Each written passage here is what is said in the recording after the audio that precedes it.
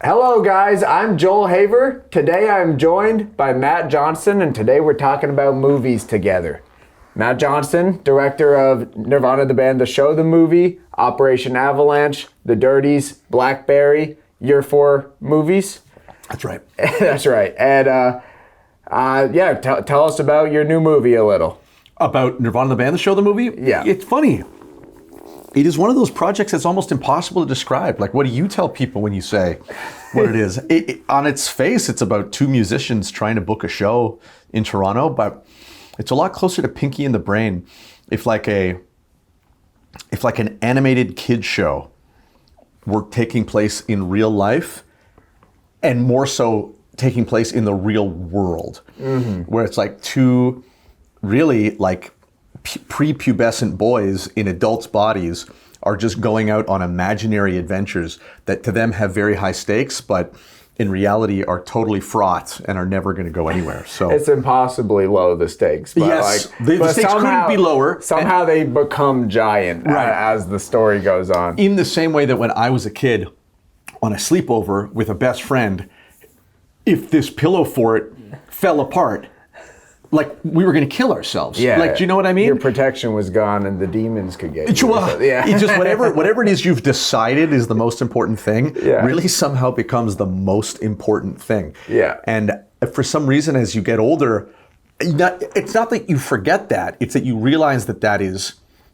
false or quote unquote all in your head. But I don't know, for me what happened is I realized that that stuff was more true than the things I was being told as an adult to worry about. Yeah. Like the pretend things, like you dedicating so much of your life to when you made those 12 movies, and it's like, this is the most important thing I'm ever going to do in my life.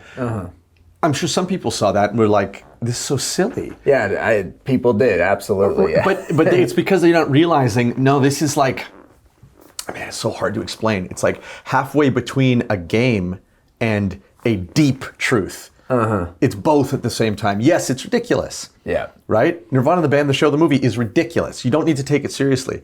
But at the same time, to the characters in that movie, it's as serious as death. Yeah. So I think it's so fun for you to turn that so instantly into a profound life lesson because, like, it is true. The show is silly. I've been a huge fan for a decade now. And their goals seem silly, but it is true. There's a real passion behind everything they do. It. And that's because you believe it to be the most important thing when you're making it. You know, like it's so clear how difficult this thing is to make that is so stupid. You know, and that's such a funny, beautiful thing because a lot of stupid things aren't difficult to make and therefore they're not interesting. You know, but you inject this silly concept with so much artistry and stunts and things that make your work harder, and therefore the characters' belief in what they're doing mirrors your belief in what you're doing, and you will stop at nothing to get it done. And it's so much like independent filmmaking generally, because that is what you're doing as a filmmaker. You know this. It's like it's like, this is impossible. What we're trying to do is impossible. And it's not like writing a novel. You need to get an entire group of your friends to also believe in the same impossible idea. Yeah. And so in the same way that in the movie, Matt is trying to convince his best friend Jay, no, this is really going to work, I promise. Even though it never does, they always fail. Yeah. Filmmakers are anyway, the real ones are doing this exact same thing. They're Josh Safdie said that the main job of a director is to basically share enthusiasm. Yeah. Effectively exchange your enthusiasm with the people you're working with. Make it contagious. Yes. Yeah, absolutely. I think the worst sets I've been on were like student film sets when I was in film school, or like these PA gigs I had after film school, where it felt like everyone was playing it by the books, playing it safe. You weren't being let in on the joy of creating something because this person maybe themselves didn't even feel the joy of it, you know, or it's torture. It's really hard, and it is hard to create something, and you can be that brick wall when you're directing. You can turn into a just locked in, focus on your task, but like you need to make it enjoyable for the people around you, or else they will feel the misery you feel at your own. Can I change this point? Yes. Because I actually think what you're saying is a bit of a trap, because unless you misspoke, but the idea that you as the director are responsible for making it fun or making it enjoyable for everybody, my perspective is slightly different. Yeah. And that's that making movies is torture. Everybody's going to be in pain. I've heard you say stuff like this, yeah. But if everybody believes that at the other side of this torture is going to be something that you as the filmmaker are basically willing to die to make good, then it makes it worth it. And so I actually think that when I was younger, when I was in film school, I was much more focused on everybody on my sets having a quote unquote good time at the expense of the film. And now I've realized that my job is to basically make a promise with anybody who's willing to work with me that if you do your best, I am going to do everything I can to make it so that we didn't waste our time here today. Yeah. So that when this movie is done and you watch it, or you go to a theater and see it with other people, or you hear about it from other people, it is going to erase all of the pain that you had to go through to make it happen. Because, well, anybody who worked on Nirvana, the band, the show, the movie will tell you, it's a nightmare. It's a nightmare, a living nightmare that you never wake up from.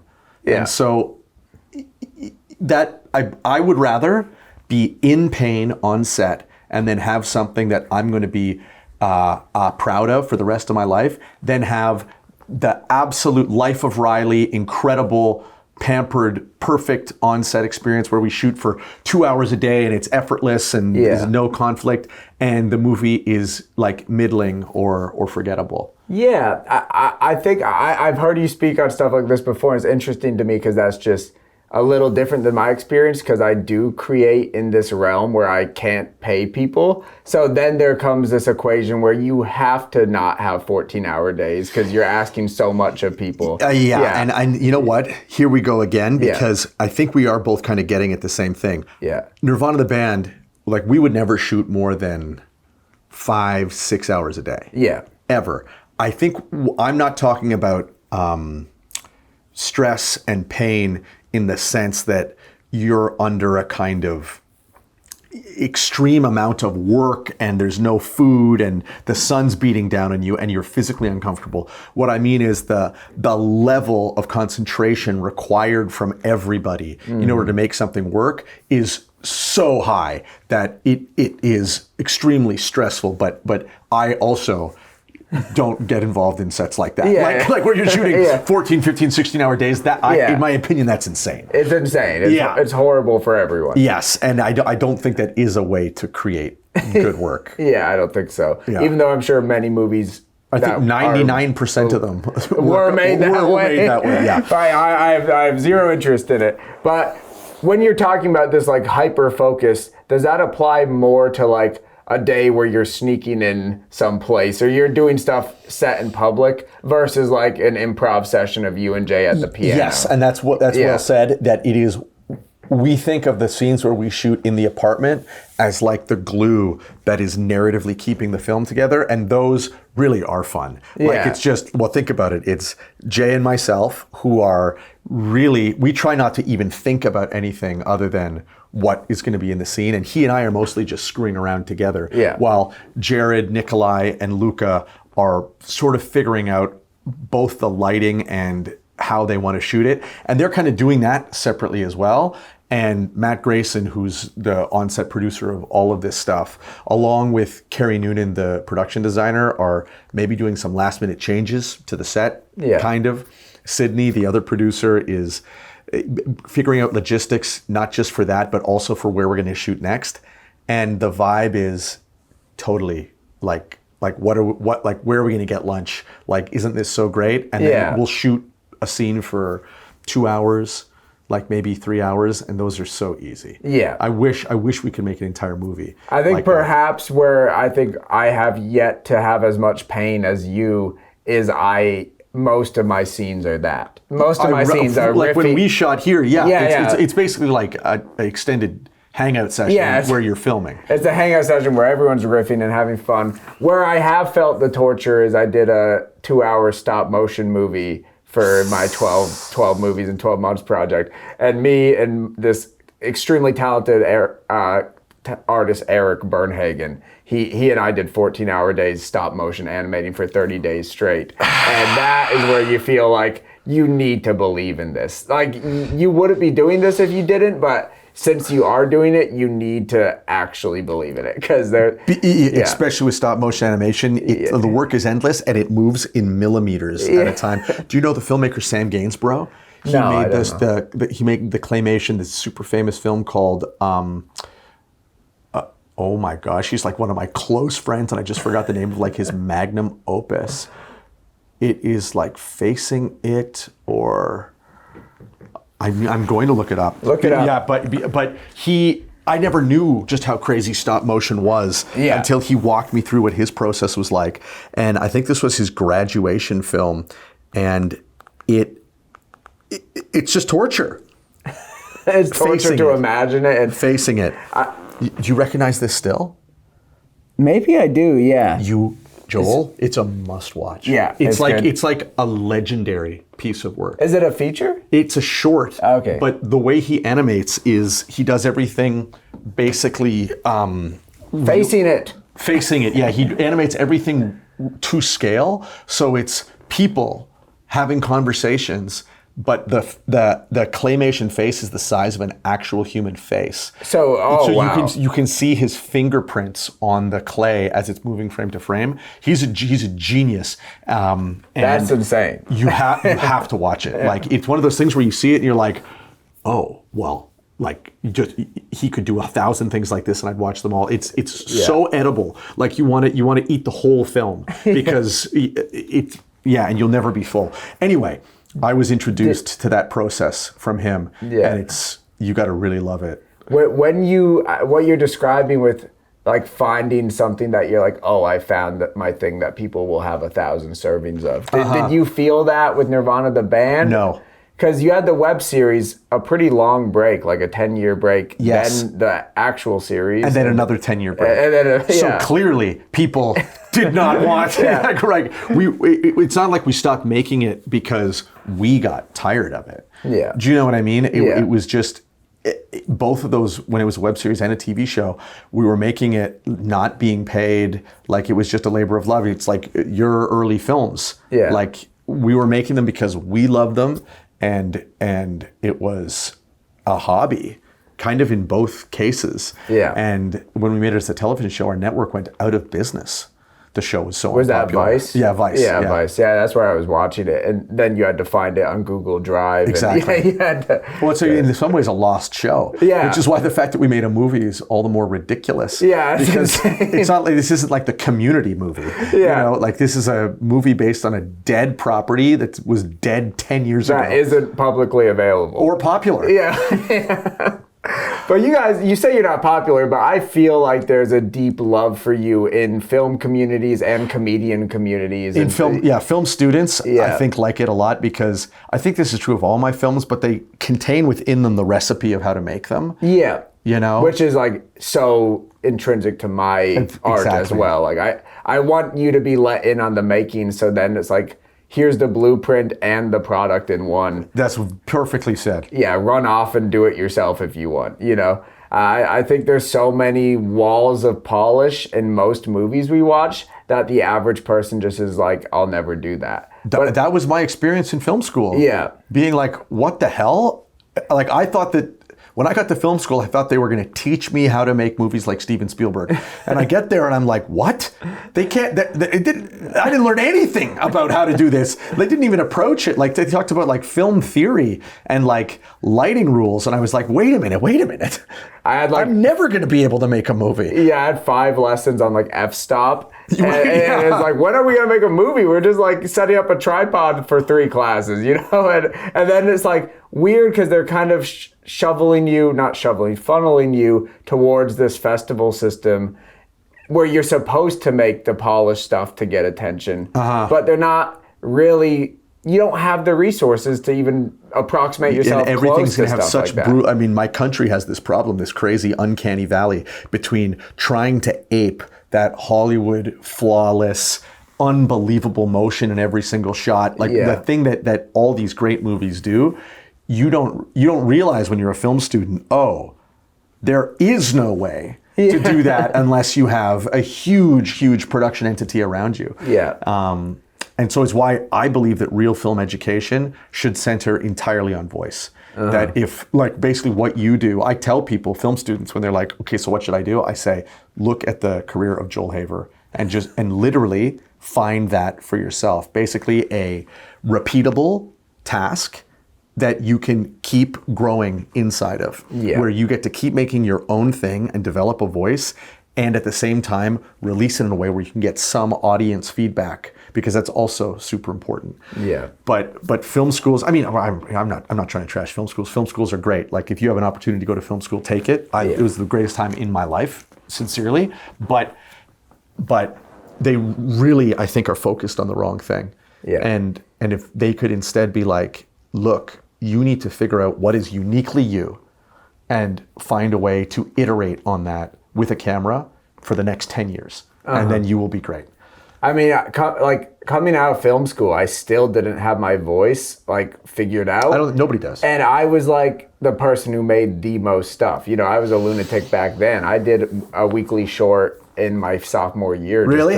I was already doing that. And then like I made 2 features in film school, 3 features actually, in a giant web series and all this stuff. And it was all just testing ground, you know, like looking at it now, there's a lot I can be proud of, but I'm also like, I'm glad I dropped this and this and this, because none of that was working. I was aping stuff that isn't true to who I am. And like a weird thing I aped you guys, like Nirvana the band. Like, I loved you guys senior year. I made like this docu-hybrid web series where I tried to become famous and did a bunch of stunts.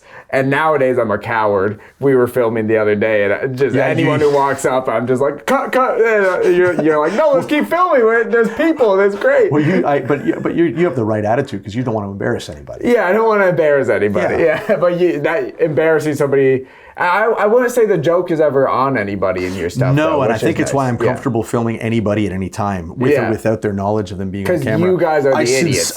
I sincerely want them to look good. Yeah, you guys are the idiots, which makes you impervious in ways, you know. Right, and I was so shy when I was a kid, specifically in film school, about being on camera. When I was a little boy, I was like, I could be an actor in a movie. But that's only because I didn't understand how movies worked. And then I was terminally shy, like couldn't be on camera, couldn't act anything. And Nirvana the band, the first episode of the web series was the very first time I was ever on camera on something. And so I think when we're trying to film people in public, a part of my hope, and it has proved to be true a few times, is that when they see it, they go, wow, I look good, I sound good. That is how I want to be seen. That guy at the beginning of the movie from Canadian Tire is, to me, the perfect example of this. He came up on stage at the Toronto Film Festival and did the Q&A with us, because he was so happy. Because you got his information on the release forms. Yeah, Matt Grayson figured out who he was, and then we invited him up to the world premiere.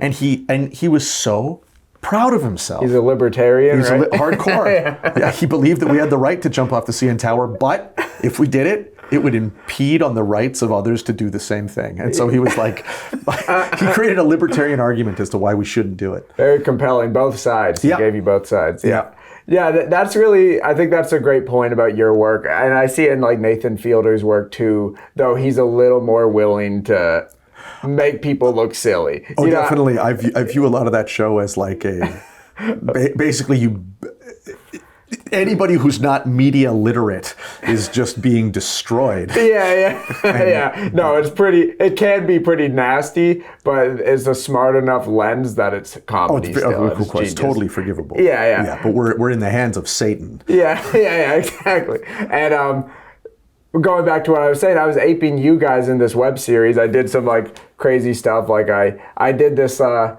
thing where I like snuck into the Guggenheim to try to get an art show, and I talked to the head executive, but there was some trickery involved. Where you're familiar with trickery. Yes. But like I did stuff like that. But nowadays I'm like, oh man, that's just not my voice, and I'm still finding my voice every day.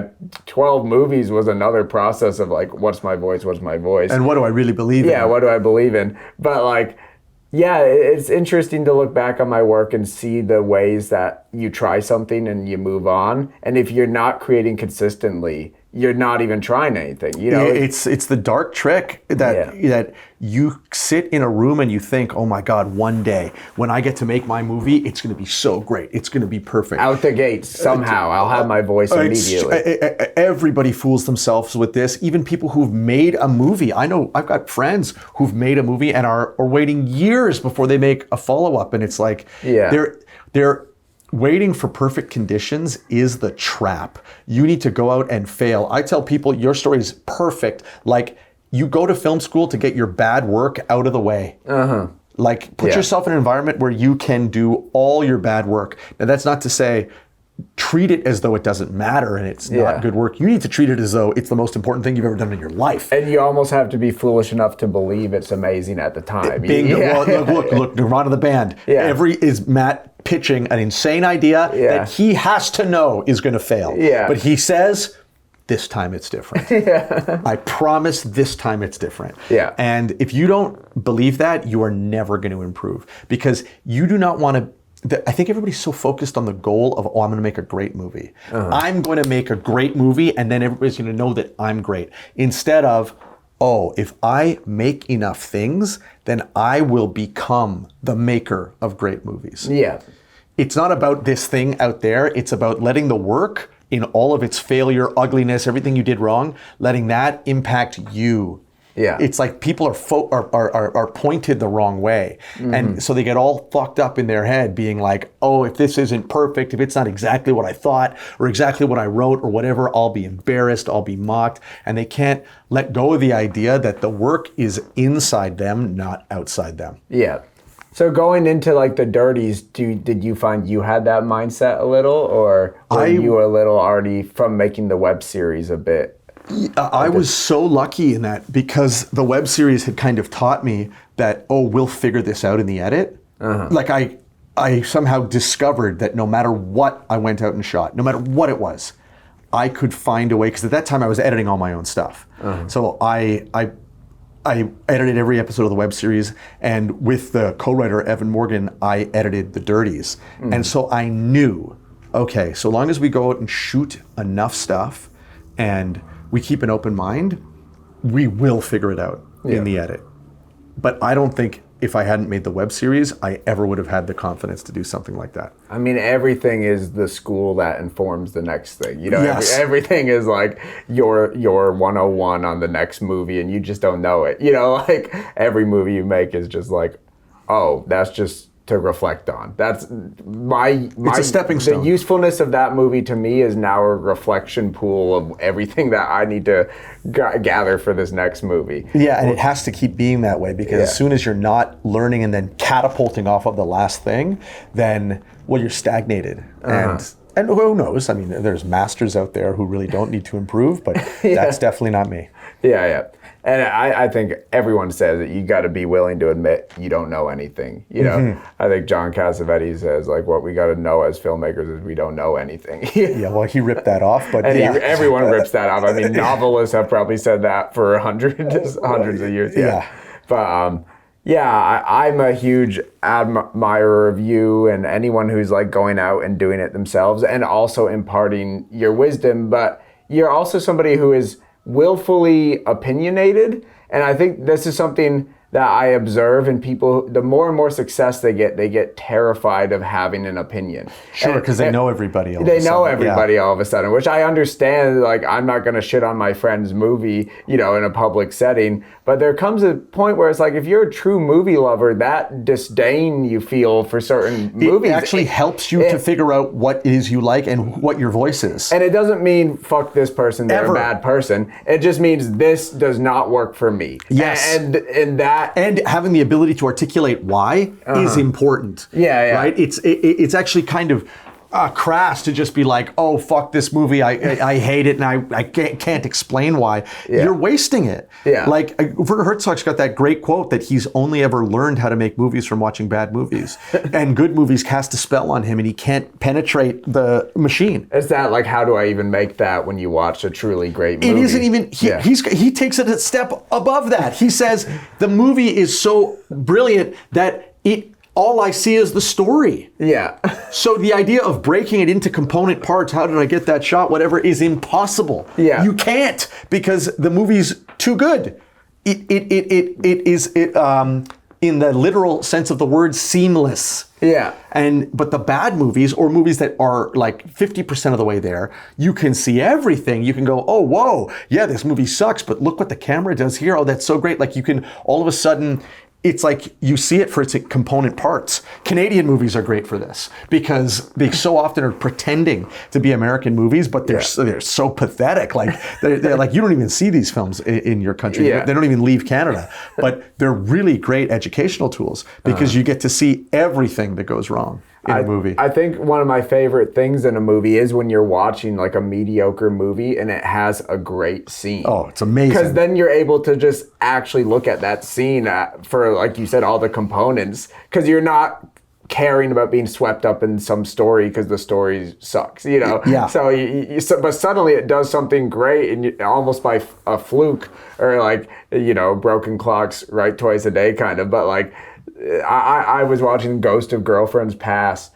with Matthew McConaughey, this cheesy rom-com he did. Yeah. And there's just this great like bird's eye crane shot that is like a transition from fall to winter, and as they're walking, they've like made it go from leaves to snow. In the same shot? Yeah. And it's just like a really beautiful shot. I'm like, why would they put that in this movie? But then you're like, because they thought they were making something amazing. They thought they were making something amazing. So the DP was like, please just let me have this one shot. You know, I know we're trying to move fast, get stuff done. Let me do this, you know, or the production designer or whoever. Yeah, you know? it'll make the film. Yeah, and then it's so much easier to see that stuff when it's not surrounded by other incredible stuff. You know, when you're in a sea of incredibleness, everything blends together, and like it becomes such a great story. You just want to watch the story, like Herzog said. Yeah. Yeah, and it's just so deeply true. Yeah. And for me, that's definitely the way it is. But it's funny, the things, because of the aesthetic that I stumbled into, documentaries are much more interesting as like film school, like film schools in a box than feature films. Mm-hmm. I mean, I guess that's obvious. Like when you see anything I've made, they're all borrowing from documentary aesthetics. But I really like that about documentaries, in that most of the stuff you're watching, unless it's something like The Act of Killing, like something that's really, really, really artistically, where it's like the aesthetics first. I'm not degrading the film. That's one of the best films ever made. It's a masterpiece. But oftentimes what you're watching is what the filmmakers could get. Mm. It's not like they're making decisions aesthetically about, oh, how do we best cover this random conversation where we have no control. Really what they're doing is using the tools of cameras and microphones to capture reality in as best a way they could, considering the circumstances. And I get way more out of that as a filmmaker than I do out of, to use the obvious example, Steven Spielberg with, $200 million, able to do literally whatever he wants. Yeah. Do you think that like feeling of like documentary stuff is so like inherent to what you want to make, that like the idea of making like a Steadicam beautiful film is like a nightmare to you? In a way, it's much more intimidating because that's not my experience, and it's like Wes Anderson go make a found footage movie. That's kind of, it's like. Well, I'm sure he would find his own way to do that. Yeah. For me, it's like the language of documentary is so much more interesting. It must be the time I grew up, and it must be the types of things I like to watch on TV. There's something where it elevates any content into this strange space where every time I'm watching it, I'm like, well, wait a minute. Tell me the story about how you even got this story. I love documentaries that are almost entirely predicated on access.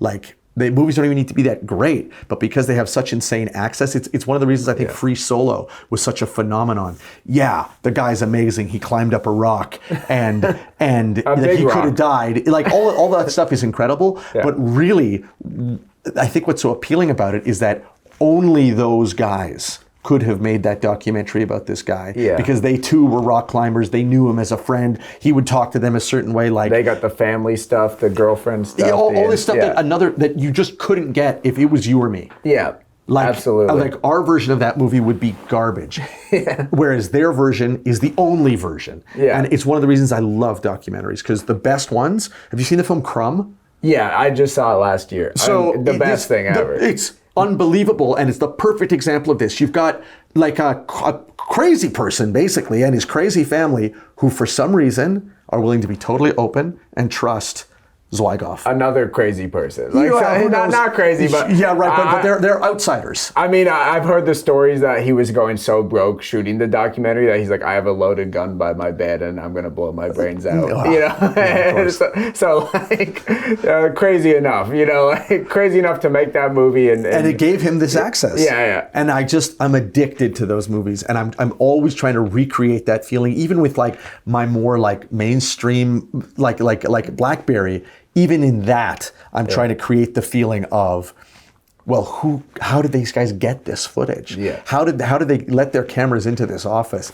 Even though for 90% of people watching that movie, they're not thinking about it, they don't care. They would even find this conversation like revoltingly pretentious. Yeah. But for me, that's what makes it so exciting. When Jared can be like, oh, look, we got a camera in here. We'll zoom right in on Glenn as he's saying this line. I'm like, oh, wow. I can't believe we have this access. Was Blackberry multicam as well? I shoot everything with at least two cameras at the same time. Yeah. Now, sometimes you can't because, as you know, a room is so small. Yeah. And on Blackberry, the camera rigs that Jared built were like the size of a very small car. Like they were so big that we couldn't fit them in certain places. But I think that performance is everything, everything. And the last thing I want to do is have an exchange between two actors that goes well and only have it on one of them. Then you're like, now recreate now do it again. Yeah. I don't want to tell an actor to do that because I can't do that. Yeah. I couldn't. Like if there was a Nirvana the band scene that we shot and we, for whatever reason, didn't get my side of it, that's gone forever. Like I can't redo it. Yeah. With a gun to my head, I couldn't. And so a huge part of that, of course, is the improv nature of like Nirvana the band. Yeah. And how much of that bled into Blackberry? Like, did you just let them rip, or was that one way? Well, forget let them. I mean, I let actors literally do whatever they want. Yeah. But both Glenn Howerton and Jay Baruchel are such, like, and I mean really serious thespians and very well trained that it's not that they didn't want to improvise. It's that they were doing so much within the script. They could do like a line read 15 different ways without changing the words, and it would be 15 different performances. So very quickly I realized, these guys are finding all kinds of different personalities and places to go within the script that I don't need to encourage any kind of, let's try one where you forget the words. That would have been ridiculous because they were already experimenting so much. Me, on the other hand, because I'm also in the film, it can't work like that. Like I'm not a great, one, I'm a bad study, and two, I don't do well with scripts as written. And so I would improvise within the boundaries of the story and within the script. But that was kind of my role. Like I played a character in the movie who was like loose cannon, and a laughing stock, and you could ignore, and was sort of in some ways like trying to be the conscience of Jay. And how much of that was by design? When you were writing the part, you're like, this is me, and I know this character is going to be this way because I'm going to play him. You believe it or not, every one of those characters I was writing for myself, and I don't mean that I thought I would play them. I didn't. But all of them, almost whenever I'm writing a character, I'm like, this is me. But that character is obviously the most like... Even the one woman at the company, you're like, this is me in drag, for sure. Was there a woman at the company? No. Isn't there the scene that it zooms in on one woman? She doesn't have any dialogue. But yes, yeah. Right? Well, hey, look, I've got it all inside. Trust me. And the idea was that I'm playing like, I guess, the more like superficial, like the way people see me. as like a media obsessed clown. Yeah. But I wasn't thinking, oh yeah, I'm going to kill this. I was actually very nervous about it. And I also didn't think I was going to act in the movie. The only reason I wound up playing that character was because we didn't have any money to pay another big actor. Yeah. That's true. Yeah. They wouldn't want a small time actor, but it was your say, right? So Well, you just we couldn't couldn't find the right person. Well, once you get below like Hollywood celebrity level, like Jay Baruchel, Glenn Howerton, Michael Ironside, like we were bringing in Carrie Elwes. Like I wanted every actor in the movie to be somebody where I was excited to see them. Like I love Rich Sommer from Mad Men. I think he's incredible. The guy you can give him any line of dialogue and he's like Denzel Washington has the same talent where you can give them pure explication and he'll say it back and you're like, oh my God, it's like he just came up with it. But I wanted every single cameo. This is actually Jay McCarroll's influence as well. He was like, we need every side role to be like somebody. And so I didn't want Doug, like one of the main characters, to be played by just a nobody. Yeah. And in order to get a real actor, we would have had to pay so much money because he was on set, a character's on set every day. So it was lucky that I could do it. And in the end, I'm really happy I did because I mean, maybe I'm self-conscious, but that character really is a kind of childish version of myself. No, it was great, and a lot of big laughs. Me and Dax went to see it, and well, you guys, it's right up your alley, up your alley. Yeah, it almost looks like I smuggled myself into the movie. It's like I'm hiding in a normal movie. Yeah, no, exactly. That's almost the charm of it. Yeah, making a movie like that though, there's like, do you find yourself not forcing in a bad way, but like you have to imbue it with that documentary nature, whereas when you're shooting Nirvana the band, it's just natural. It's natural. There are no other takes sometimes. When you're doing something like the museum stunt in the series, like it's one and done, you know. So that watching a documentary and you're like, oh, they're working with what they got is inherent there. And then in Blackberry, it's like, how do we imbue it with that? Is that just as simple as loose camera work that moves around? Is it as simple? That's a lot of the credit here has to go to Jared Rabb because he is the most consummate, like he's such an emotional operator that he's able to follow the action with a curiosity that makes it feel like it's happening for the first time. And so 90% of that is him. Another big part is that the actors, very rarely will we have kind of locked blocking, because they know I'm shooting with such long lenses, typically from so far away, that there really isn't anywhere they won't There's no sense of space where the continuity is not going to be fucked if they're here or there. And this is a criticism of a lot of my films, but I think that it actually helps them come together, is that it's not like I'm making movies where people are like doing long walks through hallways, or like there isn't a whole lot of sophisticated blocking at all. And that is really a weakness in terms of the visual composition of it. But what that allows is amazing experimentation in editing. Right? Because if you leave your actors kind of in a similar frame, then you can edit all kinds of amazing things together to create performance that you just couldn't create. I mean, that's like every camera move. Every short I've ever made, improv comedy, like you have to shoot it that way, because then it's like, what if I want to put the joke from the end at the beginning? Exactly. Exactly. Then you find it, and like you said, it leads to a less sophisticated, like, compositional much more awareness. So. And what's so sad is that what you get out of it is invisible. What you get is a performance that you couldn't have written, but audiences generally think it's written. They'll think, of course. You get screwed coming and going because they're like, this looks like shit, and I am unaffected by the pacing of it. It's like, it's fine. It's like a normal movie. But nobody knows how difficult it is to do this with no money, Joel. Only you and I do. It's crazy. You got, in my case, it's just wearing so many hats, and I'm sure you do too. You mentioned on the movie you didn't have even a sound guy. You just used. We never. On the show we never used on-set sound because it's too complicated. Yeah. We would just put the wireless microphones on, hit record at the beginning of the day, and rip. Yeah. And I mean, knock on wood, we literally never had a sound problem. Thank God. Mind you, I'm also working with like elite sound mixers. Yeah, people who can like take those lav sounds. And like our post sound team Yeah. does so much work. Shout out to Rudy.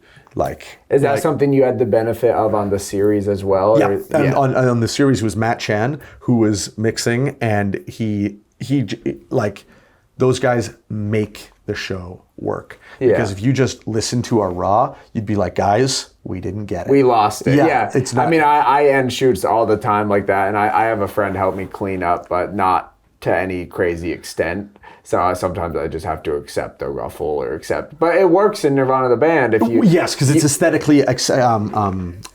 we apologize for it based on the fact that you're watching a documentary, but we spend weeks in a mixing studio. Weeks.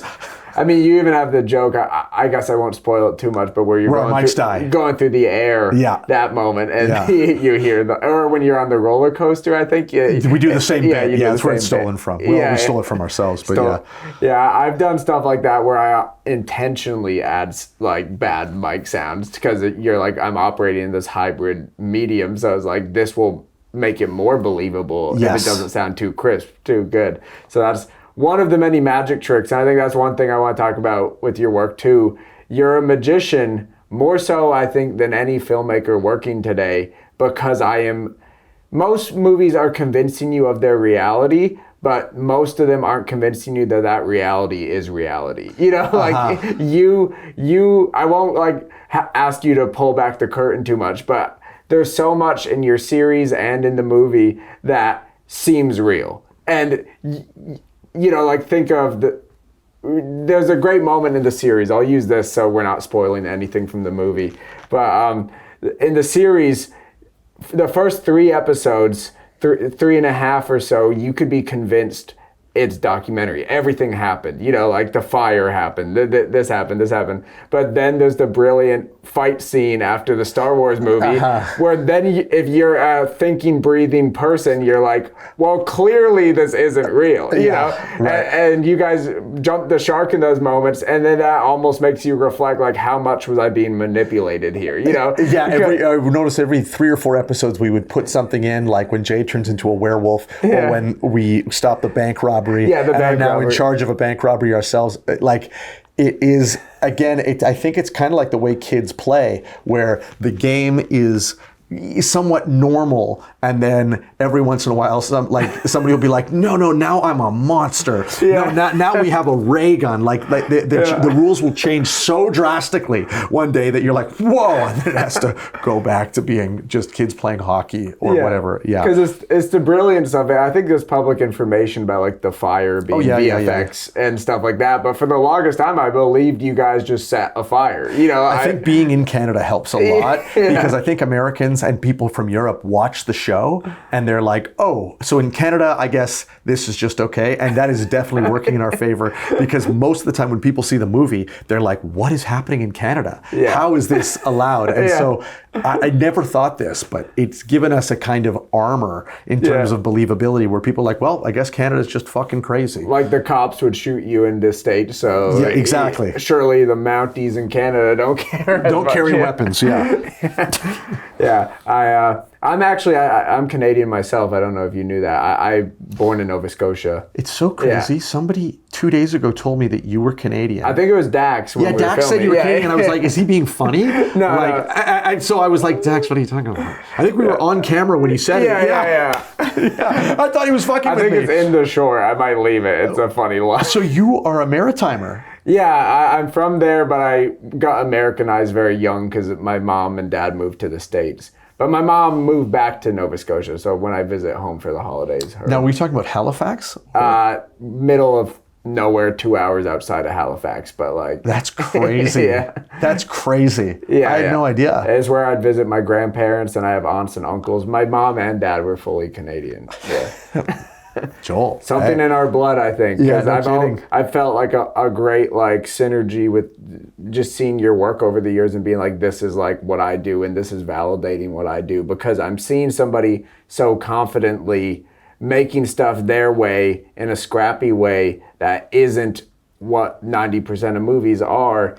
And it's the same thing I feel when I watch a John Cassavetes movie. It's the same thing I feel when I watch like a Sean Baker movie, especially like his early stuff. It's like just this feeling of, oh no, there is another way, you know? And I think I felt that with your work, especially because of the comedy aspect. And I try to get serious sometimes, but I inevitably stumble back into comedy because it's such a part of my life. Yeah, but I think the most serious films are comedies. Yeah. Like, those are the films that I find the most moving. Yeah. Yeah, or dramas that are funny, like Blue Valentine. Like if movies aren't funny, then to me they don't represent real life. Yeah. Everything's funny. Absolutely. I've never gone a day in my life where I didn't see something that was absolutely hysterical. Yeah. That nobody meant to be funny. So. Do you find yourself at all, like when you're working on Blackberry, clearly Blackberry's a comedy as well as a drama, or maybe, I don't know if you want to talk about too much, but this Anthony Bourdain movie, do you find that comedy is something you're intentionally putting into something, or do you, like, I feel like my works inevitably become comedies by the universe. Mostly because of your behavior. Yeah. and I think I'm exactly the same way. I am never thinking, oh, this will be funny when I'm writing it. Ever. Blackberry, like, what I find funny about it is that the characters never stop to say this is crazy. Yeah. Like they're so monomaniacal over their goals, and then watching them collide in situations, it winds up being funny. But I'll tell you, when Glenn first agreed to be in the film, he said, so my character is like, he's a very smart guy, right? I mean, he's truly a genius performer. And he said, this character is written quite dark and serious, but a lot of my talent is like in comedy. Like, do you want me to try to make this funny? And we kind of made a deal where I said, if you don't ever try to be funny, ever. If you do this as though this is as serious as death to this guy, yeah, I promise you will be the funniest person in this movie and it won't even be close. Yeah. And he just did that. He literally never went for a joke, ever. I mean, he's on the most popular comedy sitcom of all time. Yeah. And he literally never tried to be funny. And I watch that movie and I'm like, this every word that comes out of his mouth is hilarious. I mean, it's just the Dennis thing, but amplified by so much, because it's not. It's like you took Dennis and put him in the real world. Yeah, you put him in the real world, and you got rid of any of the weird, pervy, overtly comedic stuff about him. Yeah, that all just became subtext. yeah, that was just all underneath the surface. Absolutely. But I understand what you mean with the idea of like your genre, you personally always moving into, okay, well, this needs to be funny, or this is going to be a joke, or like. And oftentimes not on purpose. I just realize it as I'm making it. Yeah, like, right. Fuck, it's a well, comedy. Dax is the same way. Yeah. Like it or not, everything he does for the rest of his life is going to be funny because he has a worldview and specifically a way of speaking, which you have as well. You also have a very precise use of the English language that I think people like hearing you talk. And they like the way that you use words, and especially the way that you pause and then continue. It's just funny, and it's hard to explain why. And those are the things that make me laugh the most. It's like the very specific, almost unexplainable use of the English language is what I like, and it's also what Jay McCarroll likes. That's what he and I really bond over, is reads. Something I observe about you in that same regard is this something you're doing on purpose as Matt from Nirvana, the band, where you over-enunciate certain things? I feel like when we were filming, I said, you're like Bill and Ted. Bill and Ted. I love when you say stuff like that. Like, it's exactly what you're describing. Because it's so strange. It's like what I said before, where I was like Glenn Howerton and Jay Baruchel didn't really need to improvise because they were able to improvise within the words. Yeah. They can improvise. They can take a sentence and they can say the sentence 15 different ways. That literally is improvisation.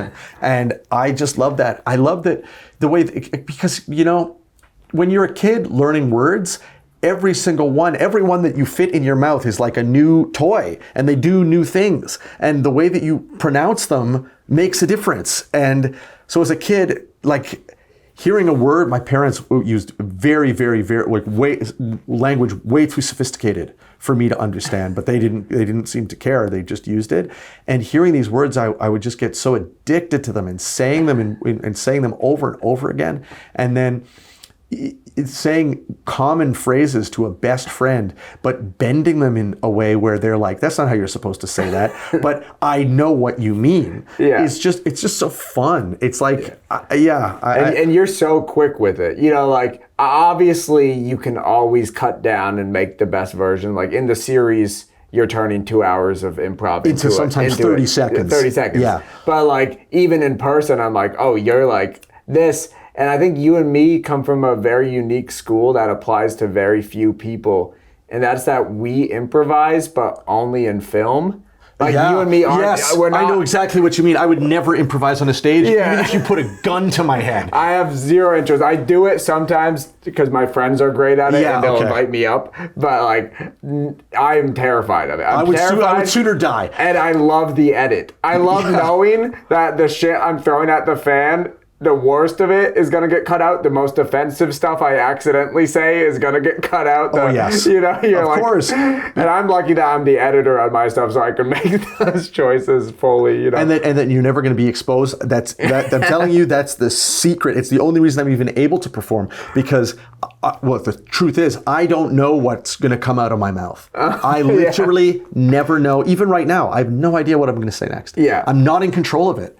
And so I'm terribly guilty of speaking before I think. I just start talking and hope it goes somewhere. Bingo. Yeah. I do it literally all day, every day. And so if I were to be put on stage or to be on camera where I didn't trust the person who was on the other side of that thing, I would just freeze up. Yeah. I'd be like, I can't even open my mouth because I have no idea. I'm gonna condemn myself. Yeah. And people won't understand. Whereas because I'm only working with my closest friends, really, I can take risks and do things in the same way that you can, because we know that we want the best for ourselves. No one's gonna wag their finger. Of course not. No one's gonna be like, oh, that fucking sucked. You're gonna be like, that sucked. Next take. Next thing. That's getting cut. There's a free. If you bomb on stage on improv, it's over. It's over. You're fucked. It's not like you're in a race and you gotta climb the fuck out of it because people are like, that guy just killed the scene. How's he gonna save it? And you let the other people down, and the crowd is like, hey, we're out here. We want to see something good. Yeah. I will never do it. I literally will never ever do it. There was at a Q&A last night, maybe 2 nights ago, and the whole crowd, nobody knew who I was, nothing, and one of the questions just was, random people who went to see the movie. At the Grove, and a woman was like, so you're what? You guys are what? Improvisers in Canada? You guys are comedians? And I was like, no. And she was like, so what are you? And I was like, basically just this. Yeah. Whatever this is, that's what we are. We're not comedians at all. And there are so many great improvisers in film, but most of them come from that stage. They all come from comedy, Second City, or Groundlings. And it's a whole different world than what we're used to, because we are filmmakers first, improvisers by necessity. Yeah. I was like you. I didn't get on camera until college, even though I was filming since I was 8. I was always just the kid behind the camera and telling my friends what to do.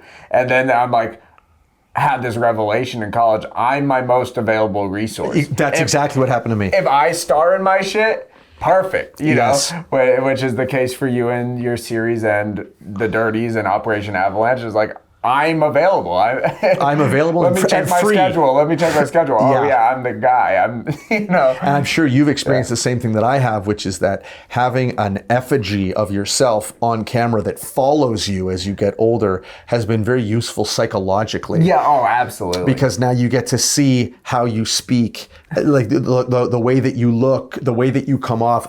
Some people will sometimes ask me at Q&As where I developed, vaguely where I developed my communication skills. And it's like I've had feedback with myself for 20 years Because you're like wincing when you fuck Exactly. up a scene, or you're like don't want to do that again, or you're like, oh, I'm actually funny here. Like, oh, this eccentricity of me is awesome. Yeah, and actually and it seems true. Yeah, and here it's like, oh, I'm making a compelling case in this moment because I'm whatever speaking extemporaneously, and it seems like I'm out of control, but I'm watching myself and I'm like, oh, I really am telling the truth here. And slowly I learned to let go through this years-long process of worrying about the outcome of what I was saying and start following the feeling of what I was saying. Yeah. And now it's like it happens without me even trying. Yeah. As you say, you start a conversation, you have no idea where it's going to go. And it extends into everything: friendship, romance, like business or career. Right, you like, start to trust something else. You start to trust something, and you're like, I'm just gonna be myself, and if that makes somebody hate me, they're gonna hate me anyways. Yeah, and it's no loss. Yeah, it's no loss. Yeah. Right, because it's so much better that they like you or love you for legitimately who you are when you're at your most honest, vulnerable, whatever word you want to use, than you manipulating your way into a situation where now you have a secret for the rest of your life. Though I will say I'm still petrified of like willfully interacting with a stranger. Like you do so much of that on camera.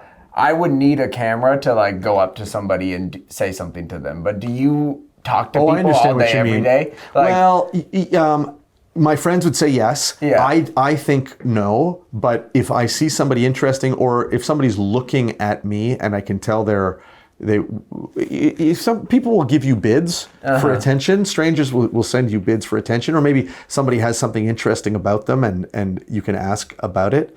I worked as a tour guide for a long time at the Ontario Science Centre, and I developed a habit of checking in with the people around me to see if they knew where they were going or if they needed help or something. And I credit a lot of my comfortability with strangers to that, which is that I don't feel any anxiety about talking to a stranger because I know I'm not trying to waste their time. I mean, the worst is when I'm shooting the movie, and then in some ways, I am wasting their time, I guess. But my intention is to make them look good. So, like that, who was it? It was the Best Buy employee guy. I love that. Canadian guy. Tire. Yeah, Canadian Tire guy. Exactly. No. I'm talking about the guy who hacks the Rivoli with you guys. That wasn't Best Buy. That was Canada Computers. His name is Ned, and that guy is a 1 in a million. No, he's amazing. Well, that's very Dax Flame. Yeah. That guy. He was that remains, I think, for Jay and I. And Kurt and Bobby as well. I think one of our favorite episodes. Did he like it? Did you talk to him about it, or was there? Well, he was having seemingly a great time, but it was a surreal experience because it's not like there was ever a moment where Jay, me, and him would talk off camera. Yeah. You watch literally our entire relationship. There's nothing cut out. You see the first time we meet. We said, hey, we need help hacking into the Rivoli. Will you come to our house? He said yes. Then you see us at the house making the plan. And then you see us go to the Rivoli and have him hack into the computer. Yeah. There wasn't anything in between. You basically see my entire life with Ned. Yeah. And I mean, to me, that's one of the best things we've ever done. It's so funny. Him in the van is just crazy. It's crazy. It's like, he's going along with this. I know. To what end? I know. But he's in. Again, he decided, I'm with these guys, and I'm going to love him for the rest of his life because of that. He's one of those, just the real deal. I love his line when he comes in, and I try to lie to Jay. I don't remember exactly what the line is, but I try to lie to him and say, that didn't happen, Jay. And then Ned, who knows better, goes, yes, it did.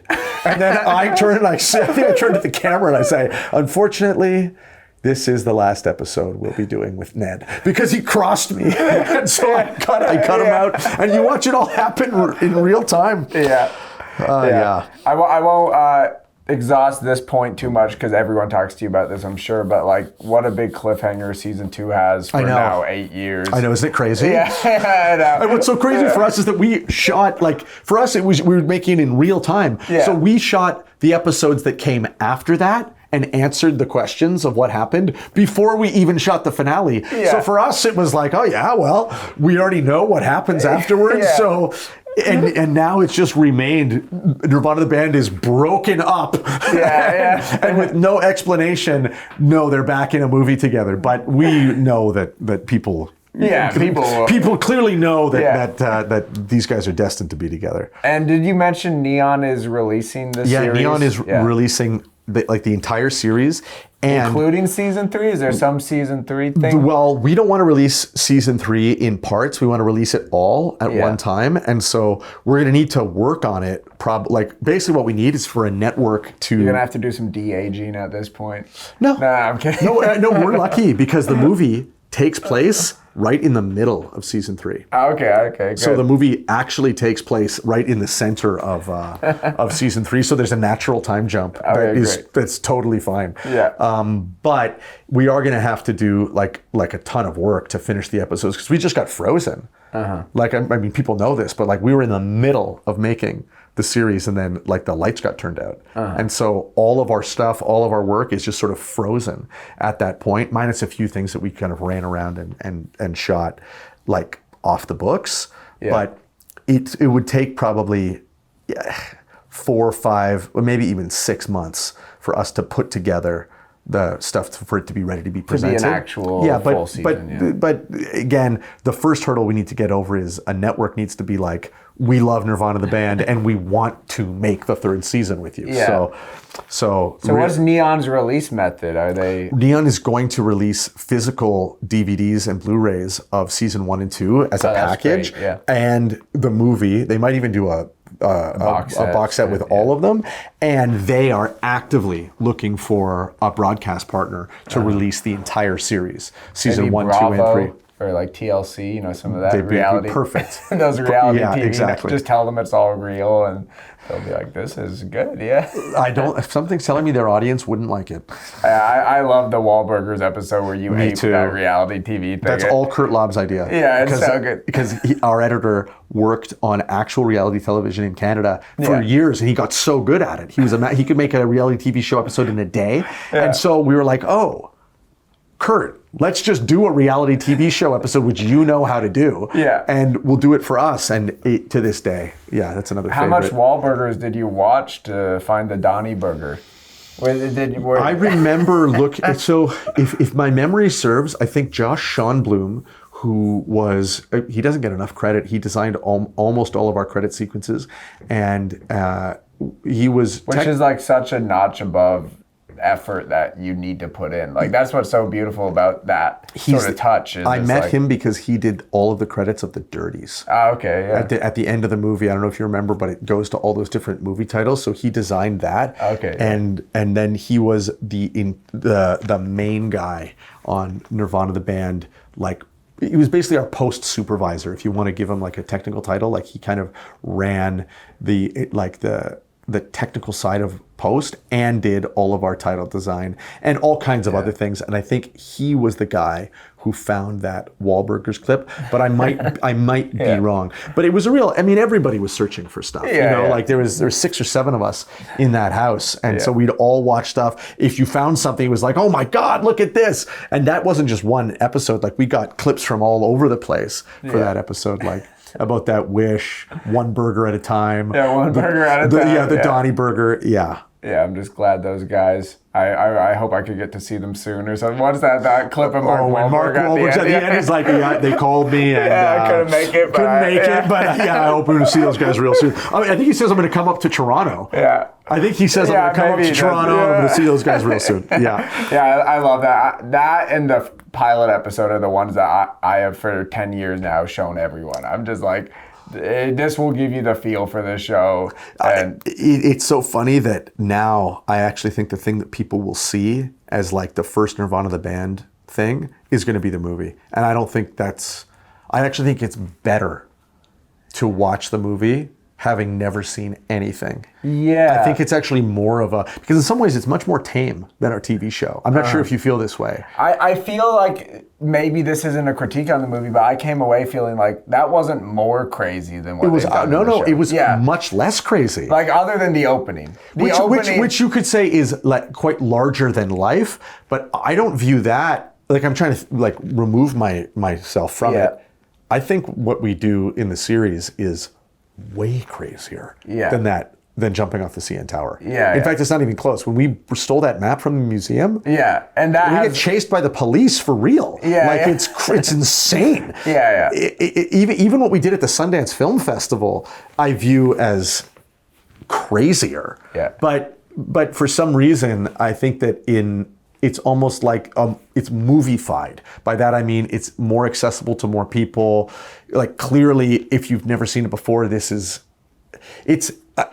I think that we're very lucky that we didn't try to make the whole movie like a kind of fan service inside joke, which Yeah. would have been way crazier and probably would have made fans happier. Yeah. But I think it would have made it almost impenetrable to people who didn't know it already. I am curious what people going in will think of the play with the web series footage, because I'm like, people are so accustomed to de-aging nowadays. I'm like, are people just Everybody thinks it's VFX. they just think everybody. it's VFX? Yeah. But like, that is one of the great like miracles of this movie, that you have an editor who has figured out a way to write a script with old irrelevant footage Yes. that you're interacting with and talking to, it's reincorporation in such a crazy level that I'm like, man, if somebody does go in blind, that might be lost on them. It's invisible. Like, But yeah. I but believe also it works. It's still a story. exactly the same Yeah. way. I think that most of the movie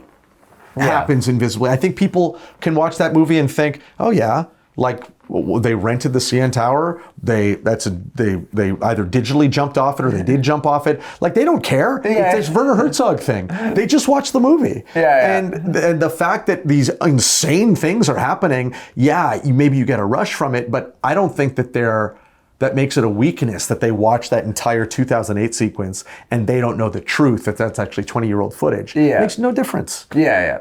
I agree. I think it is even better with that knowledge as a filmmaker. Oh, as a filmmaker, there's as no a filmmaker, comparison. Yeah, it's Yeah, like, of course. oh wow, that's so impressive and interesting and fun that they've done this. Yeah. And that is lost. But like you said, people are still getting a story, and I don't think this movie relies on any prior knowledge. Neither do I. Yeah. I really do sincerely believe that it works better if you've never seen anything. Yeah, because it eases you into it.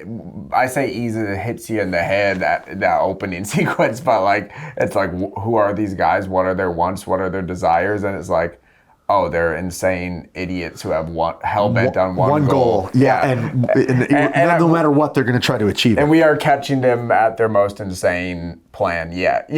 Like this skydiving plan is so great. Do you have a time you got to be out? I don't want to take more of your time. Joel, You're here all day. are you kidding me? Now on to hour 2 of our discussion. I have no idea how long we've been talking Yeah, for. I have no idea either. I'll say as long as you want. All right, beautiful. One thing I was going to bring up, because I think you had mentioned it in an email, and this is just a can of worms discussion, is I had made a video around the time Anora came out and it got the Oscar, and I just said, like, Anora is not an independent film.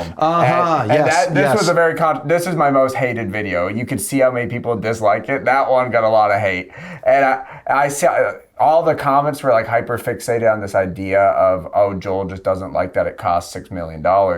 But I think what I was touching upon in that video is there is so many checks and balances in this industry. And the second you're producing a film, knowing one of those checks and balances from a corporation, from a company, will be necessitated. Where do we draw the line at independent? It's an amazing question, because obviously in the late 80s and 90s, when the term kind of became like sexy, independent film, it meant something totally different than it means now.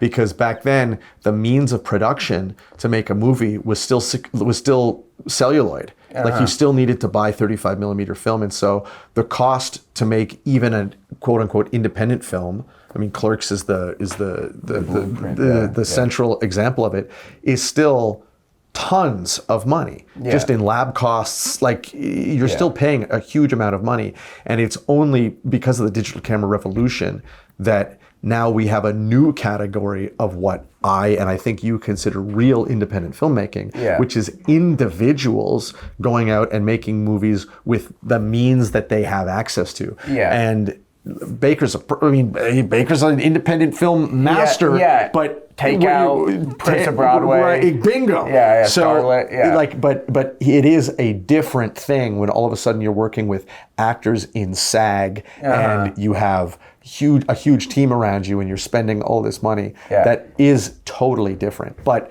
it's so funny because how do you want to parse the words together? Yeah. Like, it still is independent in that. Like, when did Neon pick that up? Did they buy it after it was finished? That is a mystery to me. I know sometimes there's like deals where it's like you take the promise of money to a bank, you get the money, and then do a they pay it off negative when you finish. pickup. Yeah. So it's like, who knows if that was the case, and if that's the case, is that independent at all? Because you have this guaranteed thing. Like, it's tough to say, you know, like. And I'm not even arguing like Nirvana the band you clearly made independently, but then, it was paid for by the Canadian government. Yeah, but paid for by the government and then picked up by Neon and wouldn't be seen by nearly as many people if a company didn't get involved and took you to the finish line. Not even close. Yeah. Well, the proof is in the pudding. I was making Nirvana the band as a TV series forever, and it had a global reach of 6,000 or 7,000 people, right?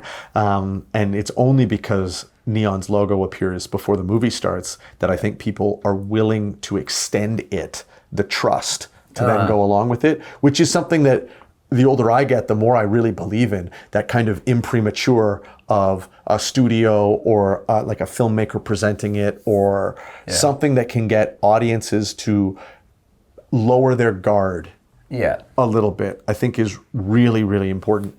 It's really hard to get people to try something new. Of course. With no shoe in the door. No, I mean, that's my MO. I'm trying it myself, but and it works, but my shoe in the door was, here's funny comedy shorts that you can watch in 3 minutes. Well, you developed a brand that now anything you put out is going to get a certain number of views, and the fact that your view counter is high enough on anything you put out is a mark of quality. Yeah. So if somebody randomly finds it, they may have no clue who you are, but they see, oh, well, this video's got 500,000 views. Like, it can't be, it's not too stupid. Yeah. Like, this is worth my time. I think the hack that independent filmmakers discovered is cast.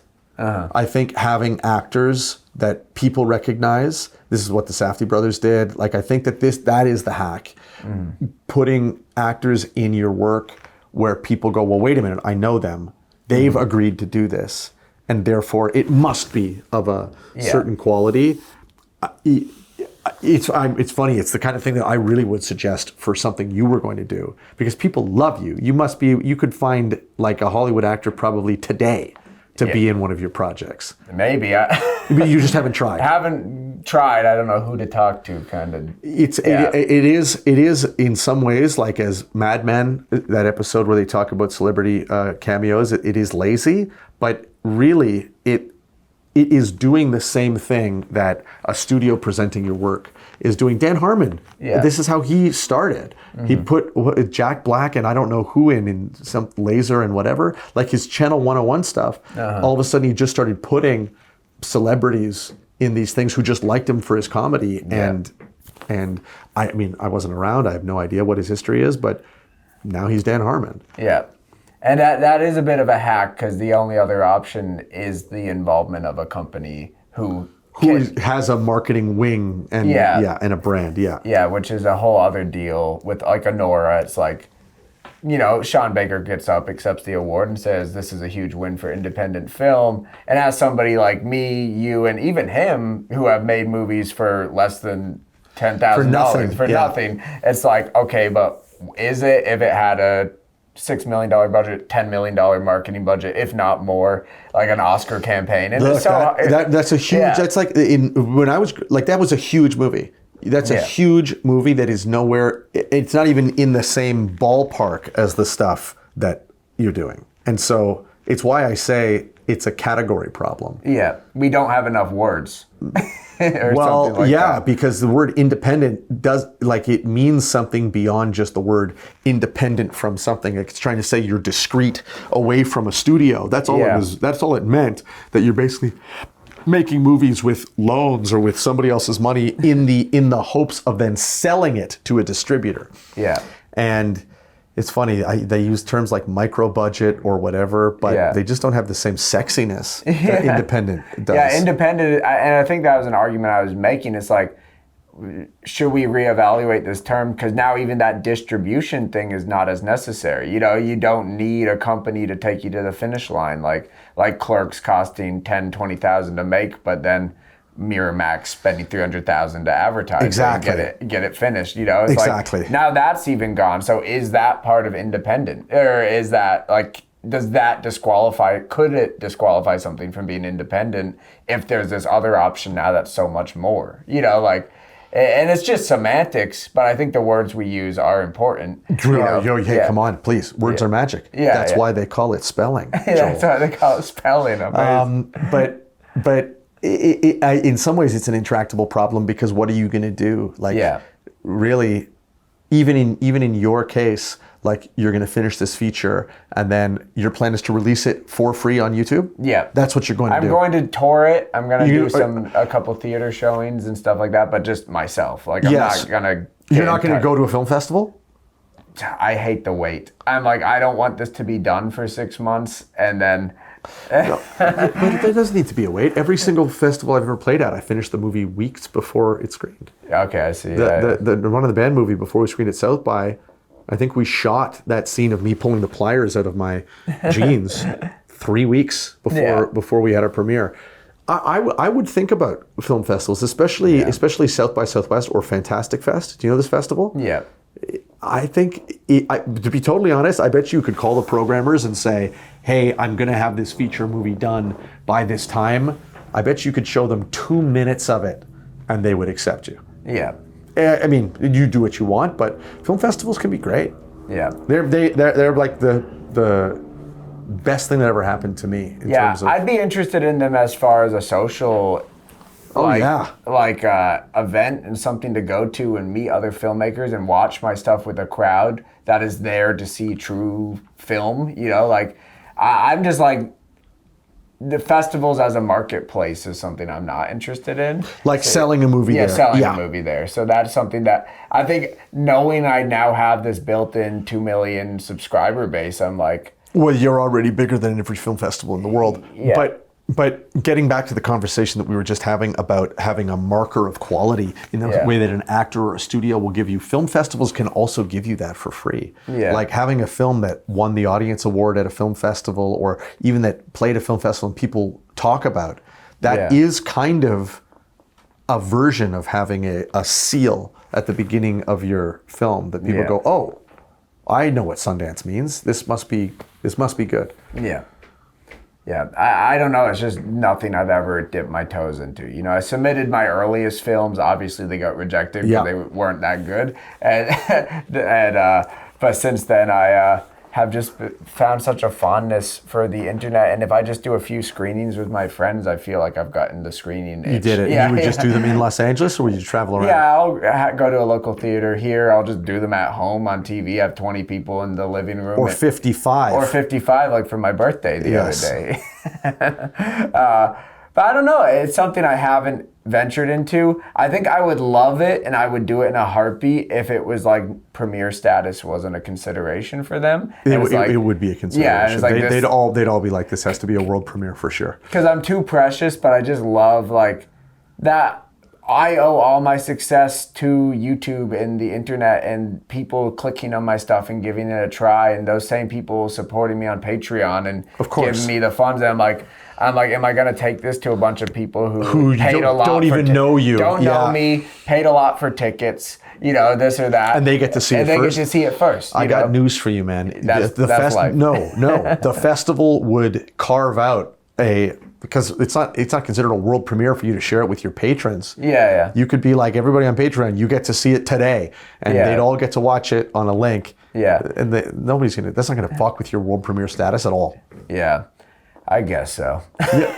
Well, you're worried about this. I say, don't do it if you don't want to do it. No, but here's my thing. I'm like, this is why I don't do early releases on Patreon, because if that thing hits that day, all my diehard fans already saw it on Patreon. They're not that excited about it. But if I just drop it on YouTube, my diehards are there day one, and they're going to spread it like a wildfire. I get it completely. They're going to be right. like, You split yourself. Yeah, everyone go check this out, because all my, it'll be 6 months of my fans already having seen it, shared it around. They might even like illegally share it, like rip it and put it somewhere. You know what? Do it as a simulcast and basically say it drops the second that the premiere starts. Yeah. And so then you're just doing it all. And I bet you the festival will be completely fine with that.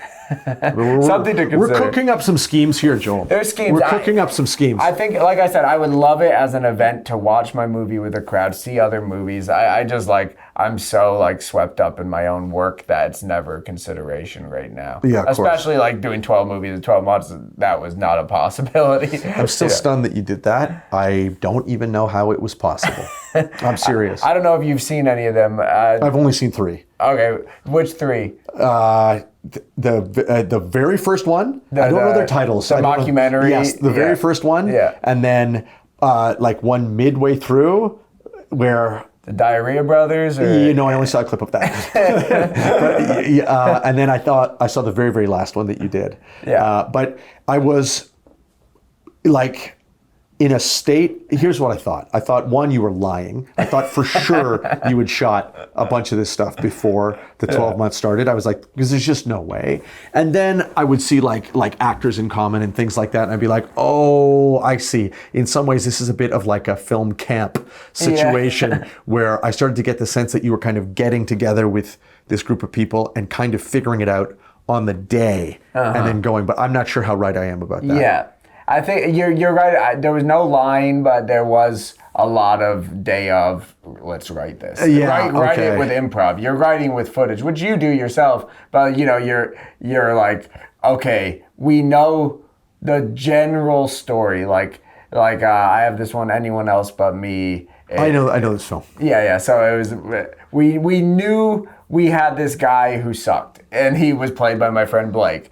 And it's like, what does his suckage cause? And then you Blake's hilarious. He's great at playing a hateable, lovable loser. And so you got to just sit in a room and come up with different circumstances in which and then you shoot one scene, and when you're making movies that fast, you don't get to reshoot a scene. That scene is now in the movie, so it's like its tendrils can go both ways. What happened before that scene? What happens after? Yeah, exactly. This is very Nirvana the band. Yeah, very Nirvana the band. It's exactly what you guys do. And this is how I love making movies. I'll get comments all the time like, Joel, you should make a movie with a script. And I'm like, I would have so much less fun. And of course, I could script it and then allow the improv to take over still.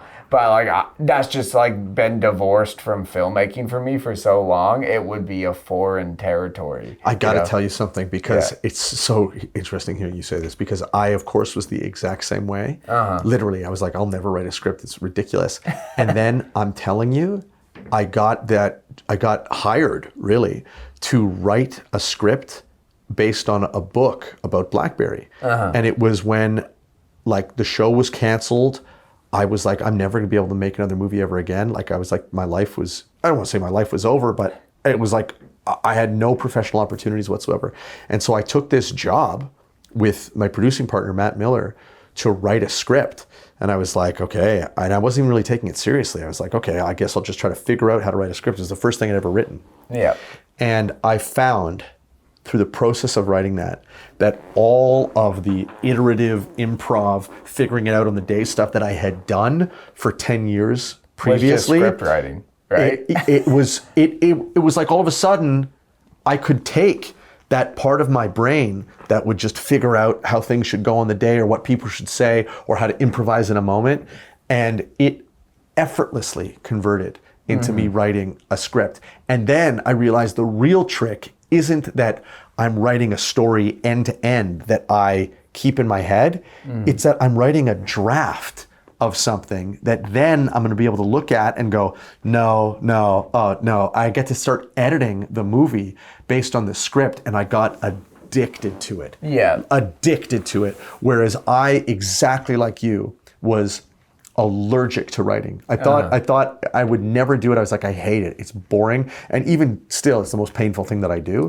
But now, like more than anything else, I'm a writer. Yeah. All I do is write. Yeah, you mentioned that, yeah. And while I hate the process of it, because it really is like Long hours just sitting. It's not the hours. It's the pain of facing how stupid you are every single day. And I find it repulses me. Like the work repulses me, but I love it. Yeah. It's amazing. And it really is like magic. It's like casting a big spell. Yeah. So I'm not trying to say that you're destined for that, but I am saying that in as much as you may not realize, you have taught yourself how to write, and I hope you're forced at one point to make the jump into doing it, because if I wasn't forced, I never would have discovered this about myself. Yeah. And it's changed my life.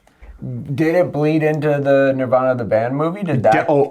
Definitely. It's the first time we've ever really written a quote unquote episode of the show. We always had the structural plans, and they were like kind of beginning, middle, and end. But this time, me, Jay, Kurt, Bobby, Matt Miller, Matt Grayson, Jared, we all knew this story, and we could talk about it, and it was so fun to talk. It was a 2-page document. It wasn't like a script, but it was like so tightly written. Like, we get to the future. Jay's so it's famous. not like a J Matt. No. We never write dialogue. It's impossible. Yeah. Like with Blackberry, all the dialogue is written, and with the Bourdain movie, everything's written. Yeah. But when it's Larry David's got this great line when he was writing Seinfeld. They'd come up with these scenarios and they'd start writing the dialogue, and he's like, "Why am I writing this? It's so obvious what they're going to say. Can't we just give them the scenario and they'll do it?" Which is what became Curb Your Enthusiasm. That's what it feels like with Nirvana the band. I mean, the situations are so obvious. What he's describing there is what bleeds into all my filmmaking too, where I'm like, I know the story because I have the idea. Let's shoot it. Let's just shoot it. Which is why script writing becomes so superfluous for me. But and a waste of time. Yeah, because I'm like, we could shoot today. Why would I write for a month? You know. Yeah. Which is perhaps ignorance, but it's an ignorance I'm not okay at all. with. No, I'm, and that's not the case that I'm making. It's not even a little bit ignorant. What I'm saying is, you may not realize that you are secretly training yourself without realizing it. That I could write a script when the day comes. Yeah. Yes. I mean, that's what I always describe improv filmmaking as. It's script writing with footage. You know, right. You're looking at the footage, you're like, okay, what words do I have now? You know, what sentences did I say? What order are they going to go in on the page? And it's so much more freeing than having a blank white page and being able to type anything. Yeah. When you're looking at the footage, you're like, well, I'm stuck. I only have this. I got to make the best out of it, which is for some reason so much more. I either got to shoot more or I'm stuck. You know? And so sometimes it's a lot better when you don't have the opportunity to shoot more, because then you're like, well, I got to figure this out. Which, like, those are the happiest moments in filmmaking for me, when you have that revelation in editing that you thought you didn't get something, but this works even better. It's crazy. Like, I know. You're like, fuck, we didn't get that moment. Like, the camera panned away when he said that line, but let's have it off camera, and then we hold on this reaction shot instead, and that's so much funnier, or this or that. And it seems like you wrote it. This is what I mean, that my life changed. One of the biggest, like, before and after moments in my life was when I stopped editing my own movies. Because I had to up until the Operation Avalanche. Like, I had no choice, because it's so much work to ask of somebody. It's impossible. And I developed, my voice, in as much as it existed back then, was an editing voice. Like, it was an editing voice. Like, I had figured out 70% of my movies are. Exactly. Especially the way you do pauses. Yeah. Like, I would say that's your real masterstroke, is that you know just when to cut, and it's not when somebody else would cut. Like, you cut slightly after, and so I had developed a style through my cutting, and I thought, oh, I'm going to be cutting my own stuff for the rest of my life because I can't explain this to somebody. And then Kurt Lobb, who was just a student at the time and had done like assistant editing on The Dirties, came on to edit Operation Avalanche and changed my life forever. Yeah. Because now And you guys co-edited that one. No, he edited it on his own. Fully, I mean, okay. I'm always like helping, but I'm like, it's totally like he's in charge. And now it's him and Bobby who are running the entire editorial department. And they're doing these things you're talking about, where they are solving scenes in ways that I did not intend all the time. And how hands off are you? Like, will you show up and they've already cut an hour of 2 hours of improv, and like, can they? I'm make more those? hands off than you could possibly imagine on their Yeah. first drafts, Yeah. because otherwise I'm wasting them. Yeah. Like what they They're just your hands, essentially. You know, well, but that'd be- yeah. it's total waste of somebody's mind. Like what I want is for Kurt and Bobby to see the footage that we shot, whether that's on the Bourdain movie or Nirvana the band, the show, whatever it is, and react to it on their own, in their own way. The only time I've had somebody help edit is the 9th movie, which is the name of the movie of the 12 movies. Okay. And my friend Ben Ball, who's a Toronto native, he helped edit it because I was so swamped. I'm like, I have 6 movies to make in the last 2 months here because I took too long. And so he helped me, and it was a freeing experience, and we would work together because I was working on the next movie while he was working on that movie. So there was a synergy where we would work all day, and I'd pay him for his work, and I still haven't found that like full trust. Like he did such a good job, but I felt like I had to be in the room and Yeah, it's not you. It's not your voice. Yeah. Yeah. My suggestion is that person, if they exists, is somebody who is watching your stuff and really, really gets it. Because that was how Kurt and I found a relationship with one another, is that we both thought the same things were funny. We saw things the same way, and he had watched our web series. And so he kind of knew the rhythms of things. And now he's gone on to become a hugely successful editor in Hollywood. Yeah. Well, that's very cool. I think we'll wrap it here because we've been talking for a while. But Goodbye, Matt, folks. It was a total honor. I love Joel, and let's all encourage him to put this new feature in a film festival so that Spielberg sees it. No. It's so that you can have a little like what's it called? The Soiree? No. What's the thing they put at the beginning of the movie? Laurels. What if I just fake one? That's what I used to do. That's what I used lie. to do. Yeah, just lie. Shithead Film Festival or No. No, you do a real one. Yeah, I would lie. say Sundance. Yeah, Yeah, or I actually say Cannes. Thank you, Joel. Our question I've had is, can you legally change your name to Steven Spielberg and then make a movie by Steven Spielberg? I've never looked into that. It's something that could be done. Well, there's two P.T. Andersons. Yeah. One of them made Resident Evil. Yeah, and Event Horizon, right? He made Event Horizon? I think so. Oh, that's a great film. Yeah. Oh, wow, that's crazy. That's like his movie before he did 7 Resident Evil movies. Okay, yeah, that makes sense. Yeah. Wow. And it's kind of like how, I don't think it's a true story, but people say Bill Murray thought he was acting in a Coen Brothers movie because a guy called Joel Coen wrote I've heard Garfield. this before. I don't believe that. Yeah, neither do I. I'm like, It's that, too you'd have to be ridiculous. too stupid to... And also, you could back out of it at any time. Like, Yeah. Yeah. But Garfield was essentially a Coen Brothers movie with the skill. I never saw behind it. I never saw it. Oh, you didn't? No. Thank you, folks. All right, thank you guys so much. I end these by saying I love movies. Do you love movies, Matt? Oh, deeply, yes. Deeply. Amazing. Have a nice day, guys. Goodbye.